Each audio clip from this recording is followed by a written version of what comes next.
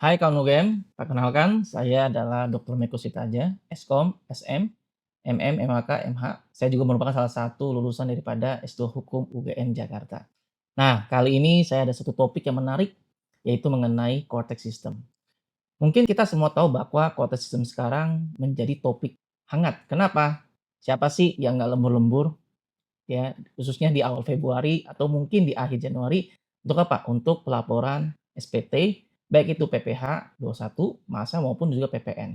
Ini menjadi suatu problematik dan juga menjadi sesuatu yang mengganjal. Kenapa? Karena ada namanya chaos. Artinya sistem ini ternyata tidak bekerja loh sesuai dengan rencana. Sebelumnya kita ketahui bahwa Cortex System ini merupakan salah satu sistem perpajakan integrasi. Jadi kalau kita bilang Cortex, kita harus bilang bahwa ini bukan produk baru, tapi produk lama yang diadopsi oleh negara kita, negara Indonesia. Seperti ketahui bahwa Cortex System itu sudah ada di beberapa negara, sudah negara maju. Dan memang ternyata benar bahwa dengan ada Cortex System, negara-negara tersebut mengalami peningkatan penerimaan negara dan juga mengalami peningkatan kepatuhan pajak, yang kita bilang tax compliance.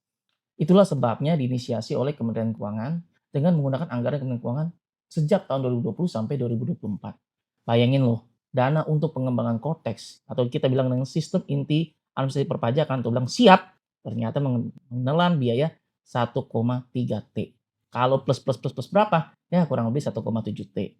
Nah, makanya kadang-kadang nih ya para netizen bilang, "Waduh, yang bener aja nih, harga mahal tapi kok ternyata seperti ini." Nah, tapi kita melihat tujuannya dulu. Nah kan, sebelumnya Kotex itu memang direncanakan akan di-launching atau akan mulai berlaku 1 Juli 2024. Namun dikarenakan butuh ada beberapa testing, maka mulai di-launching di tahun ini, itu 1 Januari 2025. Tentu, ya kan, Kotex System ini adalah satu sistem perpajakan integrasi yang harus ada dasar hukumnya, yaitu PMK nomor 81 tahun 2024. Ini berlaku atau mulai diundangkan di 14 Oktober 2024. Ya, dengan PMK ini adalah tentang ketentuan perpajakan, ya kan, dalam rangka pelaksanaan sistem inti administrasi perpajakan. Inilah menjadi dasar hukum pembelakuan daripada Cortex System. Nah, seperti kita ketahui bahwa Cortex System ini terbukti di negara lain itu adalah memberikan peningkatan penerimaan negara dan mengalami peningkatan kepatuhan pajak. Demikian pun juga para inovator atau inisiator daripada Cortex System di Indonesia, dalam ini diwakili Kementerian Keuangan yang kita bilang Ibu Sri Mulyani yang disapa dengan Bu Ani, juga melihat hal itu sebagai potensi. Sehingga kita akui bahwa pemerintah pun mendukung hal ini. Nah, namun Cortex System ini tetap ada kendala. Nah, sebenarnya kenapa ada seperti ini? Karena memang membangun suatu sistem atau suatu software, aplikasi itu tidak semudah itu. Kamu bayangkan ya, mengenai operating system misalnya Windows. Kadang-kadang Windows aja nih, dia keluar edisi tertentu ternyata error atau kita bilang ada bug. Demikian pun juga dengan aplikasi kita yang pertama yang kita bilang powerful. Sebenarnya apa sih manfaatnya selain peningkatan negara?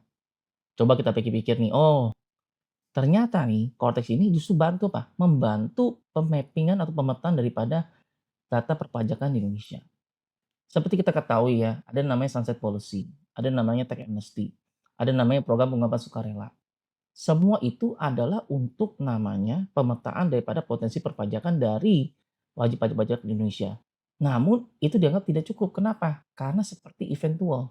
Sekali-sekali dibikin event, namanya pengampunan atau penghapusan sanksi, dan akhirnya mendapatkan beberapa data perpajakan yang terbaru. Namun Cotitions ini senang tidak senang, itu sudah integrasi. Kenapa dikatakan itu? Artinya adalah ini sudah menggunakan pemadanan NIK, nomor identitas kependudukan. Dan kita tahu bahwa NIK itu merupakan salah satu identitas yang kita harus input atau kita input atau melekat kepada semua transaksi yang ada. Baik itu Anda membeli barang, memberi perhiasan, ataupun mungkin Anda bertransaksi dan lain sebagainya. Dan banyak aplikasi pun yang terintegrasi dengan NIK. Dengan kata lain apa? Semua data transaksi baik itu personal, wajib pajak orang pribadi, walaupun wajib pajak badan, mereka menggunakan NIK. Itulah sebabnya kenapa NPWP sekarang menggunakan kebijakan pemadanan NIK. Kenapa? Supaya kalau terintegrasi, otomatis semua wajib pajak akan mulai aware. Kenapa? Saya harus mulai patuh. Itulah bagaimana pemerintah meningkatkan rasio kepatuhan pajak. Selain itu, Konteks itu juga membuat ada namanya kita bilang rekapitulasi daripada data perpajakan per personal. Kenapa dikatakan demikian? Karena apabila membuat akun Cortex ya, untuk pelaporan ataupun untuk pembayaran, itu kan baik itu perusahaan, tetap harus diwakili oleh kita bilang kuasa atau wakil kuasa.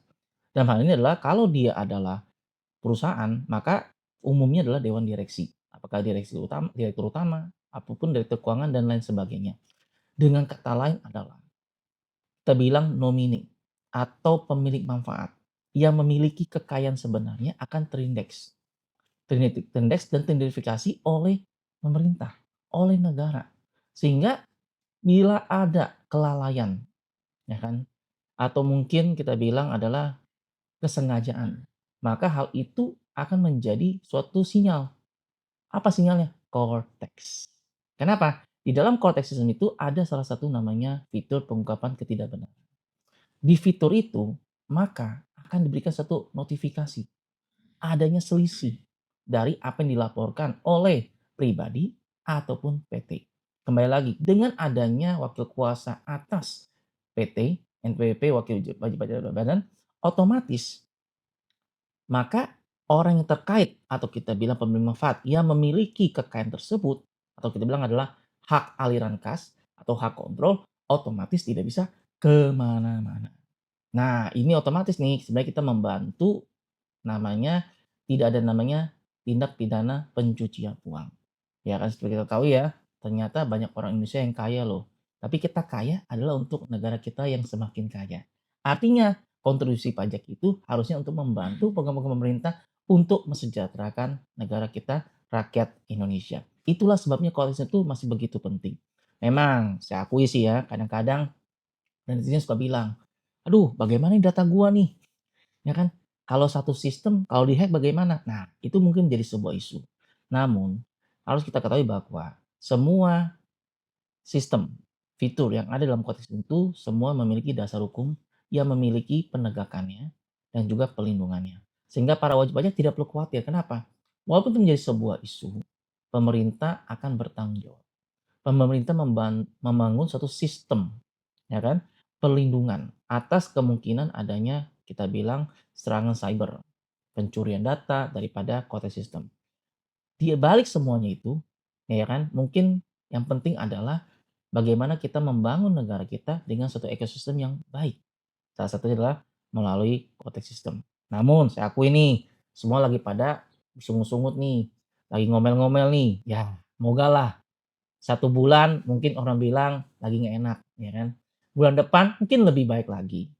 3 bulan lagi mungkin jauh lebih baik. Tapi ingat semuanya itu sebuah proses bagaimana satu negara ini dia itu terbangun. Jadi kalau Anda adalah wajib pajak, adalah rakyat Indonesia, cintailah apa yang menjadi kebijakan pemerintah untuk membangun negara. Jadi kalau bilang kuat sistem, jangan ngomel-ngomel, tapi bilang semoga berjalan dengan baik. Ya, jadi para teman-teman kawan UGM, itulah sebabnya kenapa ekosistem itu penting. Nah, banyak hal akan mulai terintegrasi. Kenapa? Karena semenjak ada konteks sistem, maka kita akan mengenal namanya one database. One database artinya apa? Tidak ada orang yang bisa menyembunyikan sebuah fakta. Banyak hal ketidakbenaran yang mungkin dilakukan oleh banyak wajib pajak pribadi ataupun badan. Dalam hal ini adalah mereka adalah orang yang lalai atau mungkin sengaja.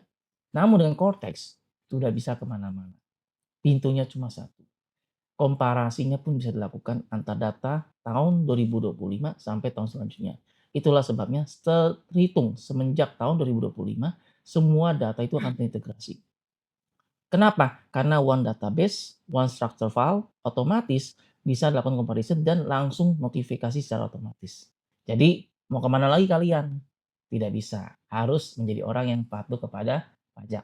Itulah Cortex System. Ya semoga apa yang menjadi uh, masukan daripada netizen beberapa kali kepada pemerintah bisa menjadi masukan juga buat pengembang daripada Cortex yaitu adalah Kementerian Keuangan. Dan terakhir kali ada audiensi lo daripada DPR ya, Komisi 9 kepada Kementerian Keuangan untuk menanyakan bagaimana solusi terhadap kondisi implementasi yang masih membutuhkan waktu dan ada error. Nah, walaupun dalam hal ini Kementerian Keuangan mengakui bahwa mereka akan menggunakan namanya parallel system, artinya sistem yang lama djponline.com itu akan berjalan. Kedua adalah Cortex juga berjalan. Artinya salah satu sistem oke. Apapun itu implementasinya Namun ini semua adalah untuk kenyamanan bagi para wajib pajak. Demikianlah sharing saya mengenai ekosistem. Nanti kita lihat lagi mengenai isu terbaru mengenai konteks khususnya terkait mengenai penegakan hukum. Tentu di seri selanjutnya.